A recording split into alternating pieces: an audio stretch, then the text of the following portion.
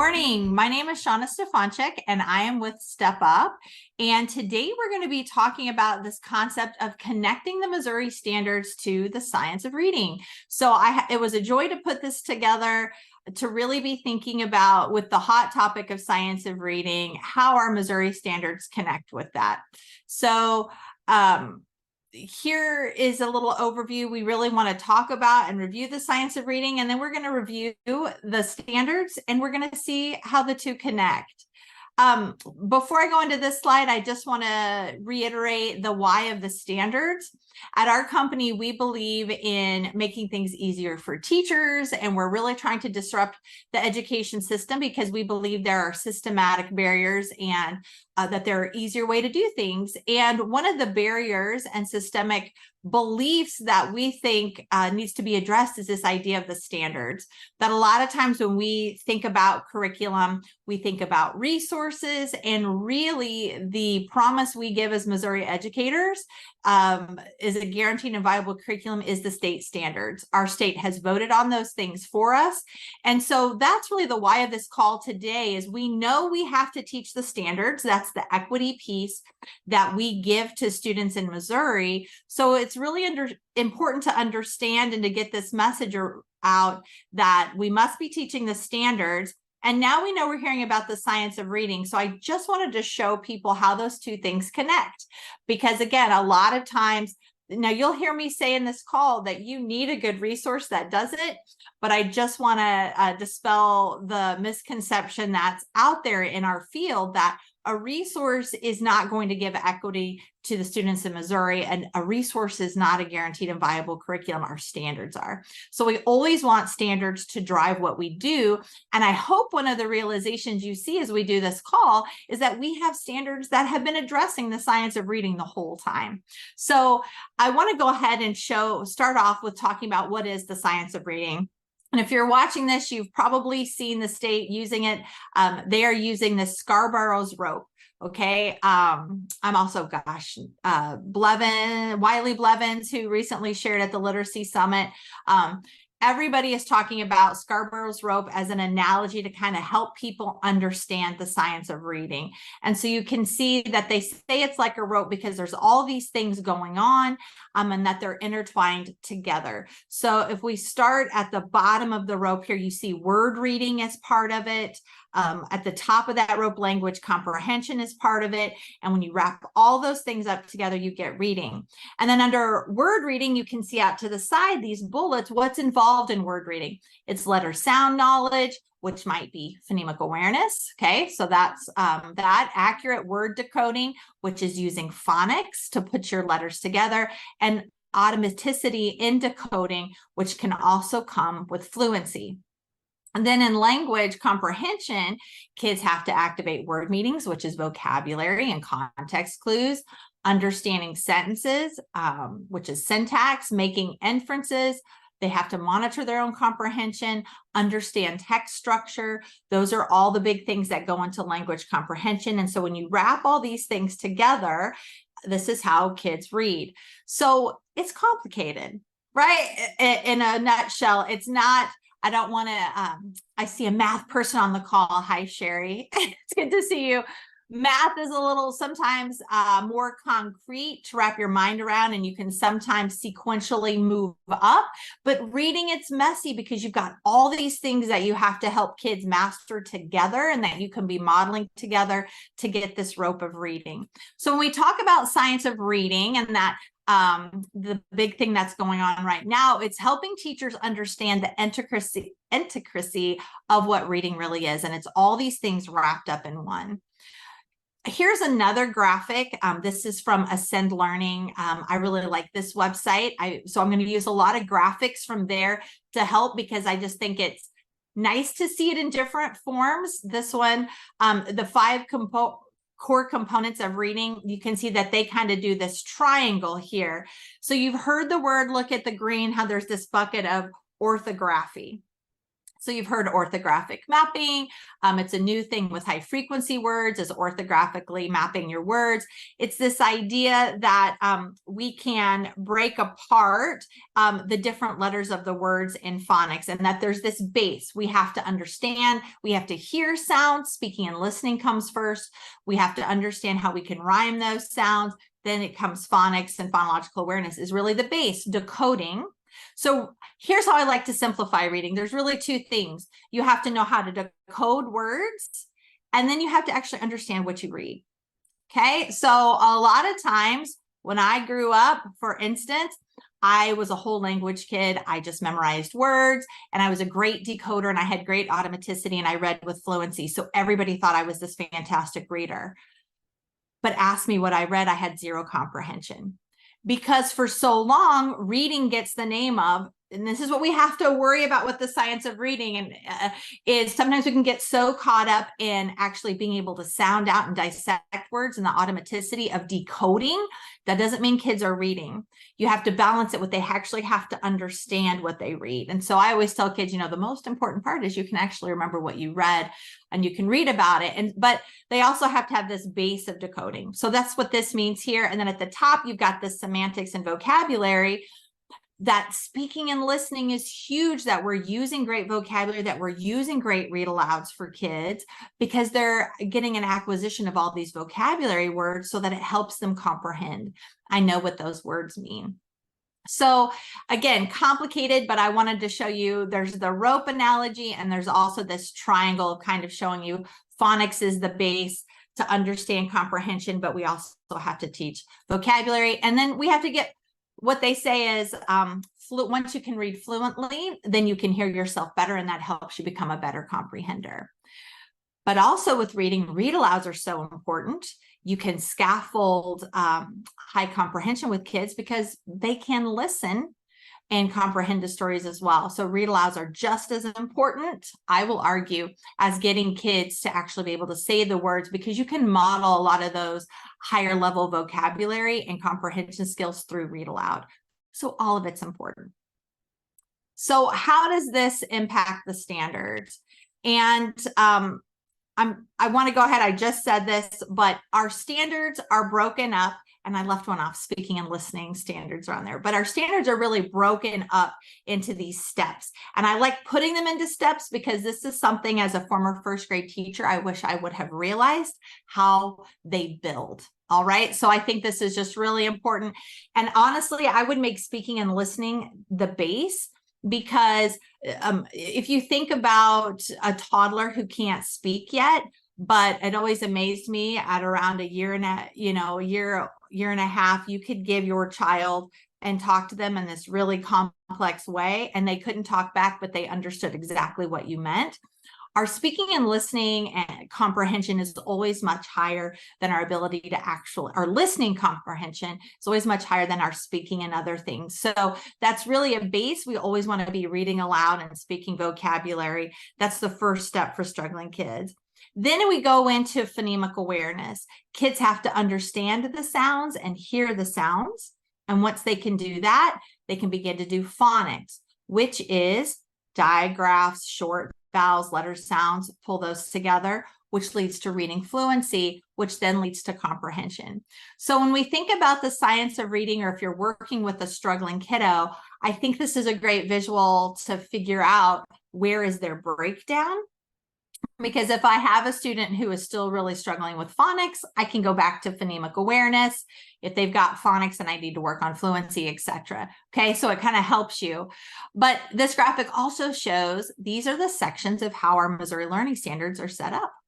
Okay, so it starts off, we have comprehension standards, fluency, a standard on that, a whole reading foundation standard, and reading foundation phonemic awareness. So the science of reading is in the standards.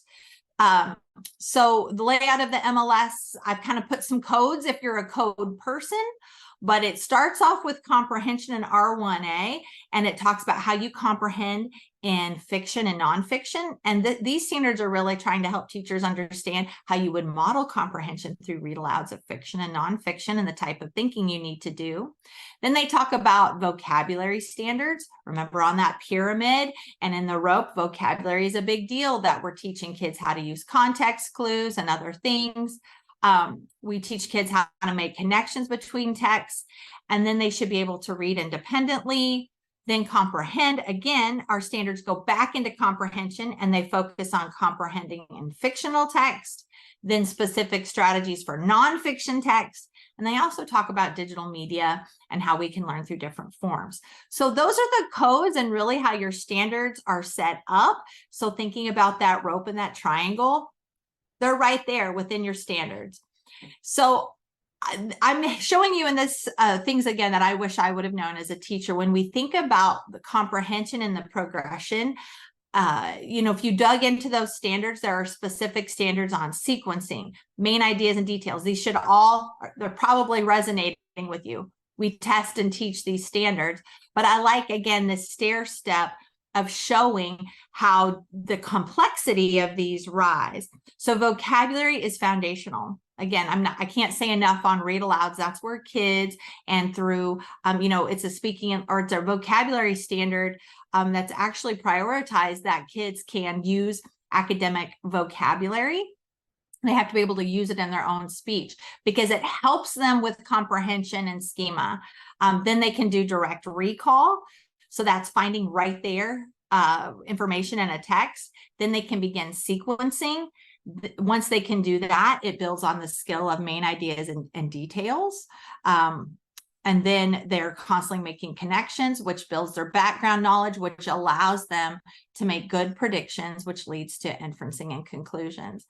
So again, I want to show this to you because we have standards over all of these things, but sometimes we get stuck in how do I help a student who struggles with good predictions and inferencing? Well, now we can go backward on these steps to think about what we need to go back and fill in. When I can't make a good inference, it's probably because I don't have good background knowledge about that topic. So in helping kids make those connections, to direct recall, and it always usually comes back into vocabulary. How do I help you understand? So now we're going in an additional layout. So that was kind of the comprehension standards. I wanted you to see that they're part of the science of reading once we get the automaticity and decoding down. But in the MLS, you also have whole sections over reading foundations.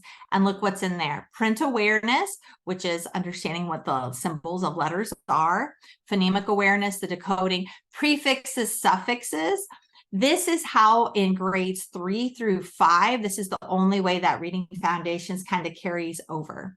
Reading foundations is very heavy in K through 2 on phonemic awareness, decoding, and phonics. And then by 2nd grade, we kind of expect them to have all those things. And we move on to prefixes and suffixes and orthographically mapping words. They're wanting kids to understand the beginnings and ending of words and then build on their high frequency words. So that's your science of reading standards, are really those reading foundational standards. Then they're separate into writing, language, and speaking and listening. But we're really going to talk about some reading foundation ones because, again, those are science of reading standards. Whoops. So let me see. I thought I could go back one more. Here we go. So I wanted to show you, again, these are from Ascend Learning. If you haven't checked out that website, I just really think a good visual is helpful to understand how do I help build phonological awareness.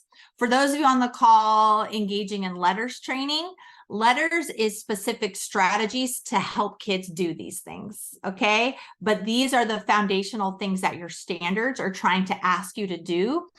And our standards are written in a way that they help us do what we see here on the progression. It starts with rhyme discrimination. So kindergarten, 1st grade, you'll see that a lot of the beginning of your reading foundation standards are this idea of, can you hear rhyming words? Can you hear 2 words and decide which one rhymes and which one doesn't? Once you can hear rhymes, you have to understand and hear sounds. Now you should be able to produce them. If I say cat, you say Then they should be able to give you a rhyming word. That's next. Hear it first, then they can produce it. Then they can begin blending syllables. So you could give them ka, at. You give them the 3 sounds, and kids should be able to blend them together. And then they can begin to continue to blend these separate phonemes together.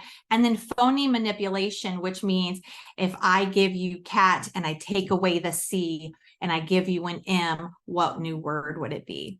So K1 teachers, if you're like me, I was always doing these things. I just didn't understand why.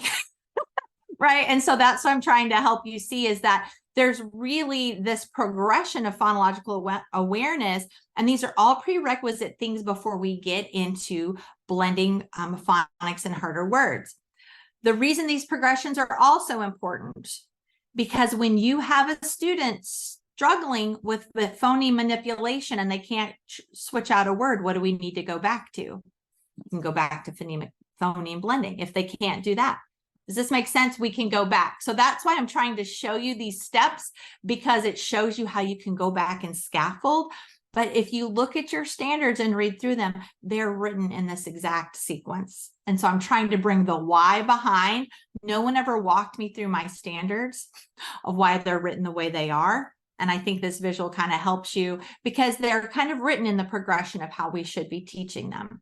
And again, letters is now giving you strategies of how to do this. So they give you this idea of a sound wall, or new different strategies to teach these standards. So always keep in mind that letters are the strategies we use to teach these skills of the science of reading. So fluency. Once we build phonological awareness and phonics, now I think fluency is kind of a mystery thing. Sometimes it just happens and we reread. But I think, again, looking at, we have one standard related to fluency at the end of reading foundations. And then after fluency, it goes to R1D, which is you can read independently, grade level text, and understand it. But what is fluency? How do we help kids with it?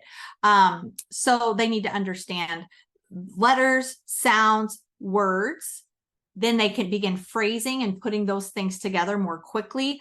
Then they can read passages. They work on prosody, which is how they say, expression, and intonation.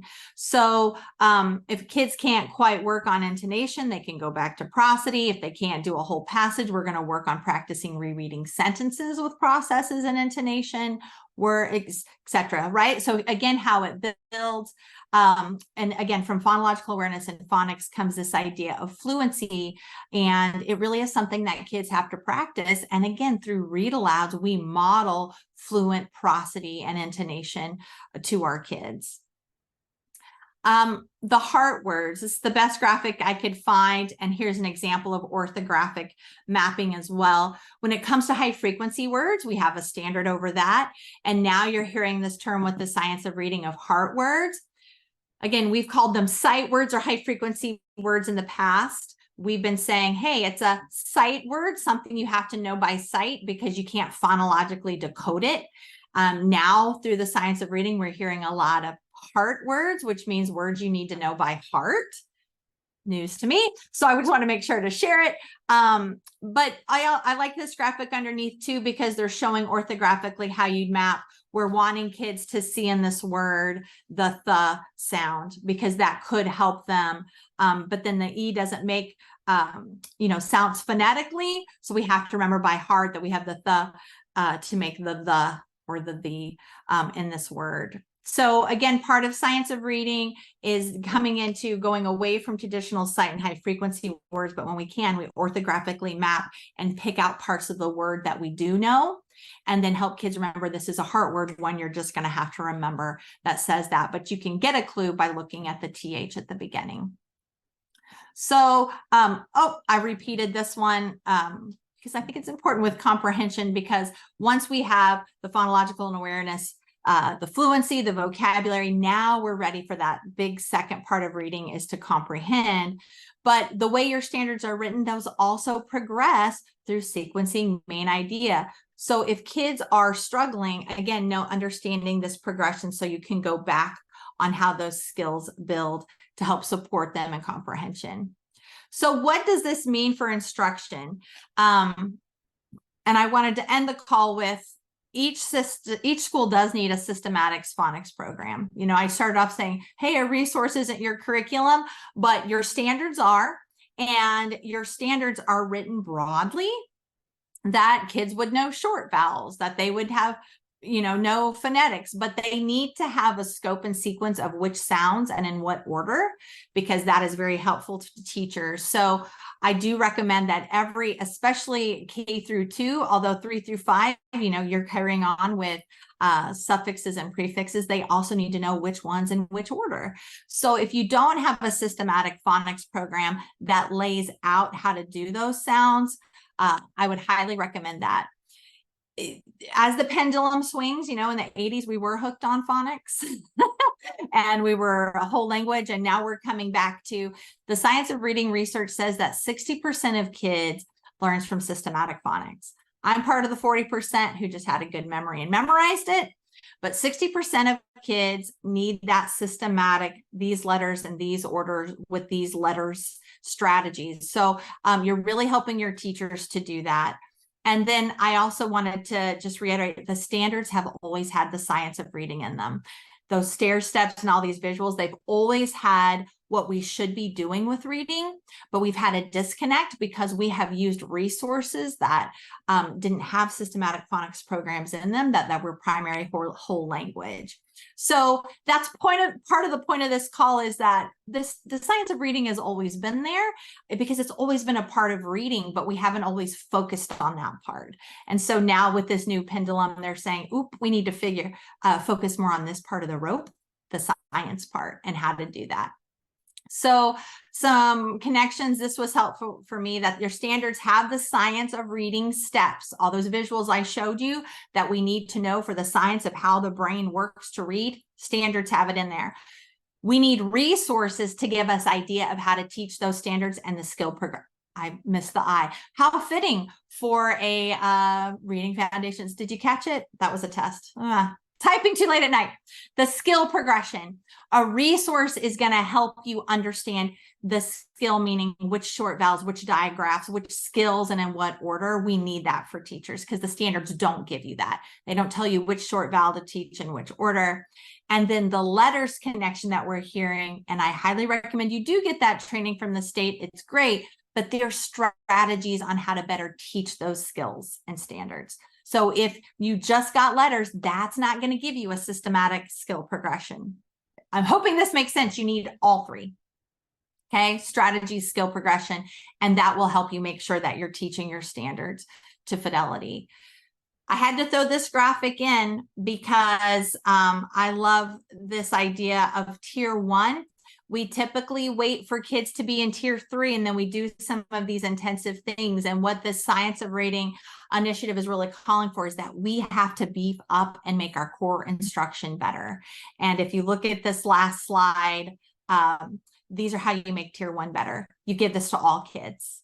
Okay, so don't wait until they can't do it and give them those things in tier 3, because this is predominantly what happens is we lay out kind of loosey-goosey tier 1, and then we spend a lot of time trying to go back and do tier 2 and tier 3. So this whole initiative with science of reading is like, hey, let's just hit all the kids at it very systemically, very hard with tier 1, and then we'll be a true pyramid. What's happening in most schools is we're an inverted pyramid. Our tier 3 is much higher, our tier 2, and then our tier 1 is up here at the top. So if we want to be the true pyramid that we see on the screen, we really have to tighten our core instruction. And we do that by having the systematic skill progression with great strategies. So next steps, tighten your tier 1.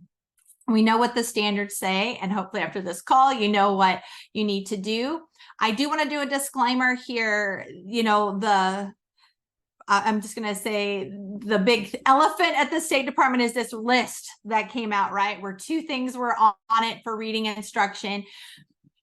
You know, if you had the grant and you can get reimbursed, those 2 things are great. I'm not going to take a stance on either one of those right now on the call. But what I do want to say is there are multiple good phonetic programs out there. Those two are not the only ones. Remember, the two on that list, they were looking at every component in that rope and recommending a resource. If you were a district, I guess I will promote something that's using Pathways or Hegarty or Orton Gillingham, do it. Keep it, but do it with fidelity. And if you say, hey, we've had that, but we still have a lot of struggling reading scores, then I would look at the fidelity of your programming, because a lot of times teachers think they're teaching it.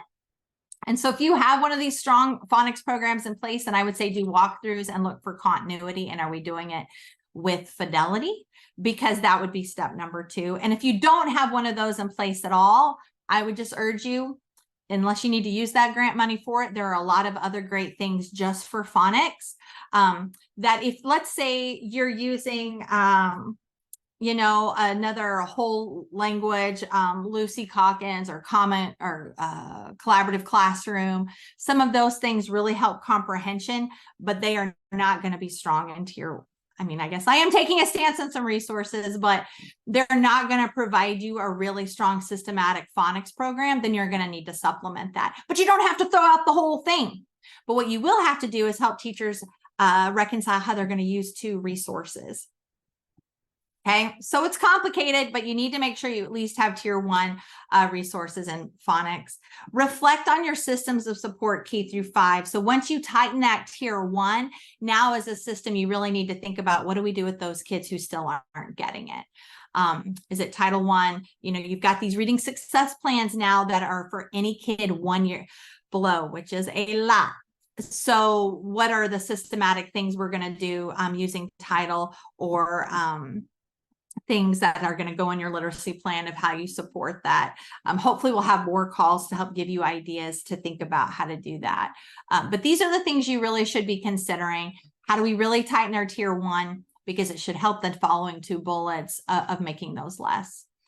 If you are watching this call and you are already using our map book, I just want to let you know it is over the standards, and that we have embedded a lot of these orthographic mapping and science of reading strategies, things that you've heard in letters as well in our new edition, to really help you see those connections. So if you are a current client, I just want you to know we've got some of those tools in there to bust them out, because we're trying to help you in this book, give you strategies for those specific standards. And so at that point, that's the end of what I have today. I'm hoping that this at least gives you some ideas of why we have the standards and how that ties with the new things we're hearing in education. If you have questions, feel free to drop it in a chat or send a message, and we'd be happy to help you.